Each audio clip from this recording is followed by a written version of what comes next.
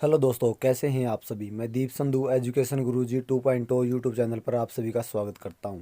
और आज हम आपके लिए लेके आए हैं पॉलिटिकल साइंस का पार्ट 1। इसमें हमने उस पार्ट को ऐड किया है जिससे अब पता चलता है कि भारत के अंदर जो संविधान है वो कैसे लागू हुआ, यहाँ पर राज करने की व्यवस्था कैसे बनाई गई। इस टॉपिक से एक या दो क्वेश्चन हर एग्जाम में पूछा जाता है, क्योंकि ये प्रमुख अधिनियम है। इनसे जो क्वेश्चन आता है वो फिक्स होता है। इससे पता चलता है कि भारत के अंदर न्यायालय, भारत के अंदर कानून व्यवस्था कैसे लागू हुई और जो आज का संविधान है वो भारत में कैसे बना। तो चलिए शुरू करते हैं।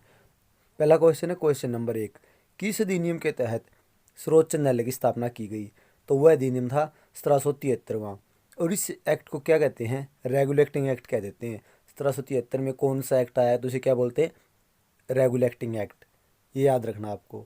अगला क्वेश्चन, क्वेश्चन नंबर 2। किस अधिनियम के तहत भारत में केंद्रीय प्रशासन की नींव रखी गई? यानी कि सेंट्रल जो गवर्नमेंट होती है उसकी नींव रखी गई। तो कौन सा है? 1773 में रेगुलेटिंग एक्ट के तहत, उसी एक्ट के तहत जिसके तहत सर्वोच्च न्यायालय की स्थापना हुई। तो चलिए अगला क्वेश्चन, क्वेश्चन नंबर 3। किस अधिनियम के तहत बंगाल के गवर्नर को बंगाल के गवर्नर जनरल का नाम दिया गया? पहले क्या होता था? बंगाल का गवर्नर, फिर क्या हो गया? बंगाल का गवर्नर जनरल। ठीक है। तो ये किसकी हुआ? 1773 के रेगुलेटिंग एक्ट के तहत। इस एक्ट के तहत बनने वाले प्रथम गवर्नर जनरल कौन थे? लॉर्ड वारन हेस्टिंग थे।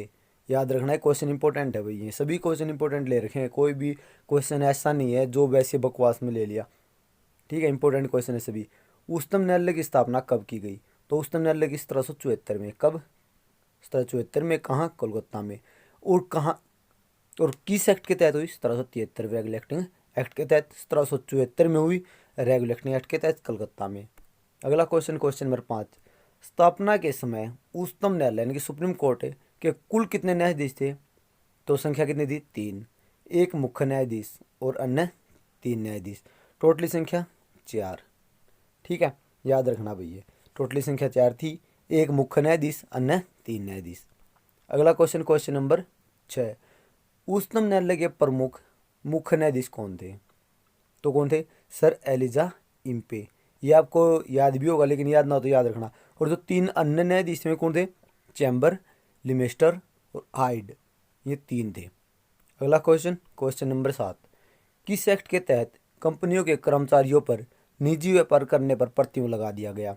तो कौन सा एक्ट? 1773 में रेगुलेटिंग एक्ट के तहत। ठीक है, यानी कि जो कंपनियां थी वो निजीकरण करती थी भारत में, उनके ऊपर क्या कर दिया? प्रतिबंध लगा दिया। कोई भी कंपनी निजीकरण व्यापार नहीं करेगी, सब व्यापार किसके तहत करेगी? ब्रिटिश शासन के अधीन। अगला क्वेश्चन, क्वेश्चन नंबर 8। किस एक्ट के तहत दोहरे प्रशासन का प्रारंभ किया गया? तो कौन सा था? 1784 के पिट्स इंडिया एक्ट के तहत। याद रखना, इंपॉर्टेंट है सभी एक्ट ही जो किए गए, सभी एक्ट इंपॉर्टेंट है। कौन सा दोहरा प्रशासन? मतलब दो तरह से प्रशासन। कैसे? बोर्ड ऑफ डायरेक्टर, इन्हें कहा जाता था व्यापारिक मामलों के लिए, ये पहला था। दूसरा था बोर्ड ऑफ कंट्रोलर, यह था राजनीतिक मामलों के लिए देख रेख करते थे। तो ये दोहरे प्रशासन का काम करते थे। अगला क्वेश्चन, क्वेश्चन नंबर 2। वर्तमान में भारत के सर्वोच्च न्यायालय के मुख्य न्यायाधीश कौन है? जस्टिस बोबडे 47वें हैं। अगला क्वेश्चन, क्वेश्चन नंबर 10। वर्तमान में उच्चतम न्यायालय के कुल न्यायाधीशों की संख्या कितनी है? 31 है। ठीक है, कुल कितनी है? 31। एक मुख्य न्यायाधीश और अन्य न्यायाधीश। किस अधिनियम के तहत नियंत्रण बोर्ड के सदस्यों व कर्मचारियों का वेतन भारतीय राजस्व से देने की व्यवस्था की गई? यानी कौन से एक्ट के तहत? 1793 के चार्टर अधिनियम के तहत। अगला क्वेश्चन, क्वेश्चन नंबर 12। किस अधिनियम के तहत कंपनी के अधिकार पत्र को 20 वर्ष तक बढ़ा दिया गया? वह एकाधिकार को समाप्त कर दिया गया। एकाधिकार क्या होता? चाहे को छोड़कर सभी अधिकार समाप्त कर दिए गए। किस एक्ट के तहत? 1813 के चार्ट अधिनियम के तहत। याद रखनी है आपको, इंपॉर्टेंट है। अगला क्वेश्चन है क्वेश्चन नंबर 13। किस अधिनियम के तहत कंपनी के व्यापारी अधिकार को समाप्त कर दिया गया? बंगाल के गवर्नर जनरल को भारत का गवर्नर जनरल बनाया। परिषद में चौथे सदस्य के रूप में गवर्नर जनरल को शामिल किया गया। ठीक है, तो ये कौन सा था? 1833 के चार्ट अधिनियम के तहत। ठीक है, तो अगला क्वेश्चन है क्वेश्चन नंबर 14। 1858 ईस्वी के भारत शासन अधिनियम की प्रमुख विशेषता बताइए। इसके अंदर ना 3 या 4 ऐसे अधिनियम थे जिनके अंदर बहुत ज़्यादा काम किया गया। 1858, 1909, 1919, 1935, कुछ ऐसे अधिनियम थे जिनके अंदर ना बहुत ज़्यादा काम किया गया, उनको डायरेक्ट याद कर लेना आप। इसके जो इंपॉर्टेंट पॉइंट हुए हमने दे दिए हैं। पहला था, भारत के अंदर शासन को ब्रिटिश शासन के अधीन कर दिया, यानी कि जो बाहर से शासन नहीं चलता क्यों ब्रिटिश शासन के अधीन हो गया। मंत्री परिषद की व्यवस्था की गई, यानी कि मंत्री बनाए गए, और 15 सदस्य भारत परिषद का गठन किया गया, यानी एक भारत परिषद का गठन किया गया जिसमें 15 सदस्यों ने भाग लिया। अगला पॉइंट 4 नंबर, सीधा ब्रिटिश संसद का नियंत्रण, यानी कि जो कानून बनता वो ब्रिटिश संसद बनाती थी इस एक्ट के तहत। अगला पॉइंट नंबर 5, मुगल सम्राट के पद को समाप्ति, यानी जो मुगलों का सम्राट का जो पद था वो समाप्त होने लगा। ठीक है। अगला पॉइंट नंबर 6, दोनों बोर्डों की समाप्ति। 2 बोर्ड बनाए थे ना, उन दोनों बोर्डों की क्या कर दी, समाप्ति कर दी। अगला क्वेश्चन नंबर 7, भारत के राज्य सचिव की नियुक्ति, भारत के अंदर एक राज्य सचिव की नियुक्ति की गई। अगला पॉइंट 8, गवर्नर जनरल का नाम बदलकर वायसराय रखा गया। पहले क्या था, बंगाल का जो गवर्नर था उसे बंगाल का गवर्नर जनरल बनाया गया, फिर बंगाल के गवर्नर जनरल से उसे भारत का गवर्नर जनरल बनाया गया, और अब उस गवर्नर जनरल को क्या बनाया गया, भारत का वायसराय बनाया गया। तो ठीक है। तो अगला क्वेश्चन नंबर 15, भारत के अंतिम गवर्नर जनरल व प्रथम वायसराय कौन थे, तो है लॉर्ड कैनिंग, यही थे भाई पहले। ठीक है। अगला क्वेश्चन नंबर 16, गवर्नर जनरल को अध्यादेश जारी करने की शक्ति किस अधिनियम द्वारा दी गई, 1861 के भारत परिषद अधिनियम। और जो वर्तमान में है वो किस अनुच्छेद के तहत है, 123 के अंदर भारत के वायसराय को जो अध्यादेश शक्ति है वो क्या है, 123 अनुच्छेद के अंदर दी गई है। अगला क्वेश्चन नंबर 17, 1862 ईस्वी में लॉर्ड कैनिंग ने कितने भारतीयों को विधान परिषद में मनोनीत किया, तो कौन थे, 3 सदस्यों किया। कौन कौन, बनारस के राजा, पटियाला के महाराजा और सर दिनेकर राव, ये 3 लोगों को ही किया गया था। अगला क्वेश्चन नंबर 18, औपचारिक रूप से ईस्ट इंडिया कंपनी को कब भंग किया गया, यानी भंग किया गया था, एक्ट कौन सा था, 1873 का एक्ट, लेकिन भंग कब किया गया, 1 जनवरी 1884 को। ठीक है, याद रखना है, इंपॉर्टेंट था भाई ये। अगला क्वेश्चन नंबर 19, महारानी विक्टोरिया को भारत की सम्राज्ञी कब घोषित किया गया, तो कब किया गया, 28 अप्रैल 1876 ईस्वी को, लेकिन किस एक्ट के तहत, शाही उपाधि अधिनियम 1876 के तहत। ठीक है, शाही उपाधि अधिनियम, यानी कि उपाधि उनको दे दी हुई है, भारत की सम्राज्ञी है। अगला क्वेश्चन नंबर 20, किस अधिनियम के तहत अप्रत्यक्ष चुनाव प्रणाली की शुरुआत की गई, तो की गई 1892 के भारत परिषद अधिनियम के तहत। अगला क्वेश्चन नंबर 21, 1909 ईस्वी के भारत परिषद अधिनियम, यानी से दूसरा नाम क्या था इसका, मार्ले मेंटो सुधार की प्रमुख विशेषताएं क्या थी, तो कुछ पॉइंट हैं जो इसके बहुत इंपॉर्टेंट हुए, क्या हैं। पहला पॉइंट, मुस्लिम समुदाय के लिए प्रत्यक्ष प्रतिनिधित्व, यानी अलग से प्रतिनिधित्व करना होगा, उनके लिए अलग से वोट पड़ेंगे और मुसलमान उनके लिए वोट डालेंगे, ये हो गया। दूसरा, सांप्रदायिकता को वैधानिक प्रदान की गई, यानी कि जात जो धर्म थे उनको संविधान के अंदर दर्जा दे दिया गया। अगला था, सत्येंद्रनाथ सिन्हा जो वायसराय कार्यपालिका परिषद के सदस्य बने प्रथम भारतीय थे। क्वेश्चन आता है कि प्रथम भारतीय कौन थे जो वायसराय कार्यपालिका परिषद के सदस्य बने, तो आपको याद रखना सत्येंद्रनाथ सिन्हा। अगला पॉइंट है point number 4, presidency corporation, chamber of commerce, विश्वविद्यालय और जमींदार के लिए अलग प्रतिनिधित्व का प्रावधान किया गया, यानी कि इन सब के लिए अलग अलग एक कमेटी सी बनाई गई। अगला क्वेश्चन नंबर 22, 1909 ईस्वी में इंग्लैंड में भारत के राज्य सचिव कौन थे, हमें पता है भारत का एक राज्य सचिव का पद बनाया गया था, उसका सचिव था 1919 में लॉर्ड मॉर्ले।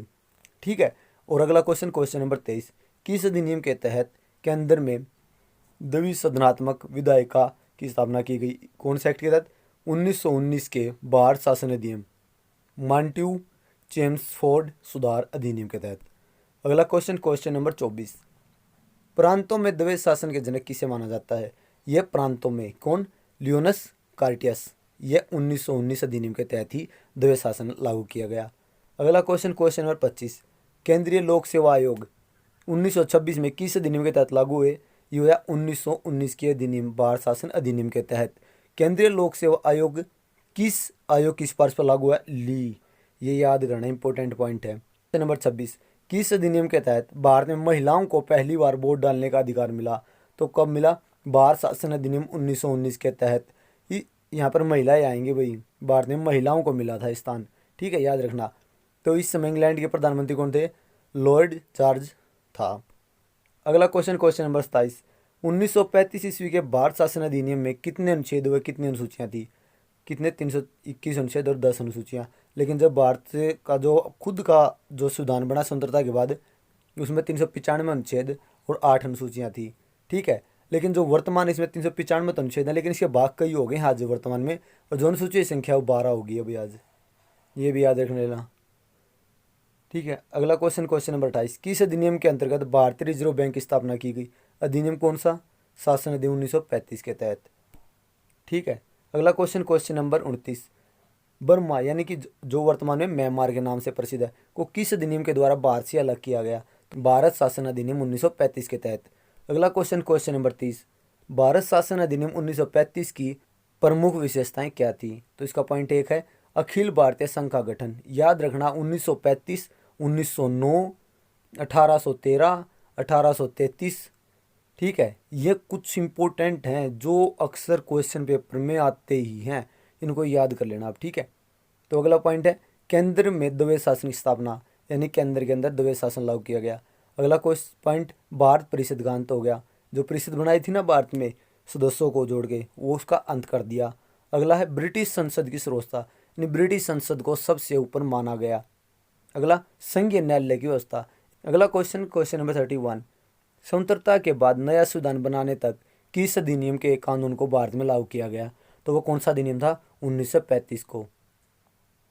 कहा गया कि दोनों ही देशों में, चाहे वह भारत हो चाहे वह पाकिस्तान, दोनों ही देशों में कौन सा अधिनियम लगेगा जब तक कोई संविधान बनकर तैयार नहीं होता? वह लगेगा भारत शासन अधिनियम 1935। इसी के कानून को मानना होगा। अगला क्वेश्चन, क्वेश्चन नंबर 32, भारतीय स्वतंत्रता अधिनियम 1947 ईस्वी में कुल कितनी धाराएं थी? तो इसका होगा 20 धाराएं थी। तो अगला क्वेश्चन, क्वेश्चन नंबर 33, ब्रिटिश संसद में भारतीय स्वतंत्रता अधिनियम कब प्रस्तावित किया गया? तो वह 4 जुलाई 1947 को। भारत 15 अगस्त 1947 को आज़ाद हुआ, लेकिन अधिनियम कब आया? 4 जुलाई को। तो ये इंपॉर्टेंट पॉइंट थे भी आपके, जो आपको पक्के याद करने हैं। इनसे क्वेश्चन आएगा, हर पेपर में आएगा, चाहे वो रेलवे का हो, चाहे एसएससी का किसी भी लेवल का हो, या फिर दिल्ली पुलिस का हो, हरियाणा पुलिस का हो, चंडीगढ़ पुलिस का हो, किसी भी लेवल का हो, तो इससे क्वेश्चन आता ही है। एक क्वेश्चन तो पक्का आएगा भी इससे। ठीक है, तो इसको याद कर लेना अच्छी तरह से। और चैनल को दिए अभी तक सब्सक्राइब नहीं किया, सब्सक्राइब कर लीजिए, और वीडियो को लाइक करिए और ज़्यादा से ज़्यादा शेयर करिए, ताकि नई वीडियो आपको जल्दी ही मिल सके।